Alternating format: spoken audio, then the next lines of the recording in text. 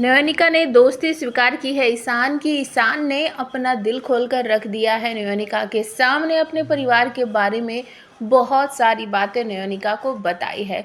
तो नयोनिका एक डॉक्टर है और उसके पास जब ईशान जाता है तो बहुत सारे लोग अब बिल्कुल मतलब एक्साइटमेंट में थोड़े से यही भूल जाते हैं कि ये हॉस्पिटल है और यहाँ किस तरीके से ईशान का ट्रीटमेंट करना है। हालांकि ईशान जो है वो सिर्फ नयोनिका से मिलने आया था और वो बहाना भी बना लेता है कि चलो हम घूमने चलते हैं। नयोनिका बोलती भी है कि मैं यहाँ डॉक्टर हूँ, मैं कैसे तुम्हारे साथ बाहर जा सकती हूँ। तो वो बोलता है कि आप कुछ भी बोल सकती हो, एक दिन की छुट्टी ले सकती हो या बोल सकती हो कि आपका सबसे बड़ा फ़ैन आपसे मिलने आया है।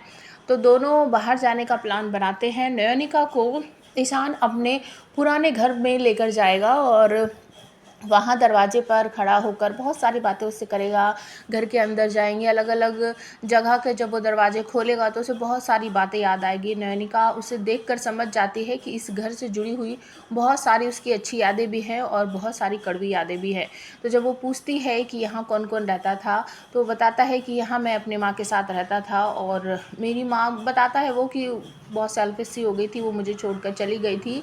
कोई डिसूज़ा नाम का इंसान था, उससे उसने शादी कर ली, लेकिन फिर बाद में पता चला कि वो उन्हें छोड़कर चला गया, घर से निकाल दिया और किसी और से उसने शादी कर ली। और नयोनिका कहती है कि फिर आपने अपनी माँ से कांटेक्ट करने की कोशिश क्यों नहीं तो वो कहता है कि पता नहीं क्यों, मुझे बस बहुत गुस्सा आ रहा था उन पर कि वो बहुत सेल्फिश थी, मुझे छोड़कर चली गई थी, इस वजह से मैंने कभी उनसे कांटेक्ट करने की कोशिश नहीं की। वो पूछती अब कहाँ है तुम्हारी माँ?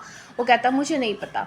उड़ते उड़ते खबर बस मेरे पास तक पहुँच जाती है, एक भिखू दादा है, मैं उनसे अपने दिल की सारी बात कर सकता हूँ क्योंकि वो मेरी माँ से जुड़े हुए हैं। जैसे मैं आपसे अपने दिल की सारी बात कर पा रहा हूँ ना, भिखू दादा से भी वैसे ही कर लेता हूँ। वो एक तरह से माँ के भाई हैं। तो नयनिका काफ़ी खुश होती है और उसके बाद ईशान कहता है आपको ऐसा तो नहीं लग रहा है कि मैं आपसे फ्लर्ट कर रहा हूँ? नयनिका कहती है आप मुझसे क्यों फ्लर्ट करोगे? तो वो समझ जाता है कि इनको बुरा नहीं लग रहा। उसके बाद दोनों जो है वो थोड़ा लंच वंच डिनर विनर करने भी जाएंगे और वहाँ पर कोई इंसान उनकी छोटी सी वीडियो भी बना लेगा, फ़ोटो भी खींचेगा। नयनिका को उसके मुँह में थोड़ा सा खाना भी खिलाएगा स्पून से ईशान, जिसे कोई अपने कैमरे में कैप्चर कर लेगा और उसके बाद ईशान कहेगा कोई इतने प्यार से, आपका पति इतने प्यार से आपको खाना खिलाता का? नयनिका थोड़ी सी असहज हो जाती है।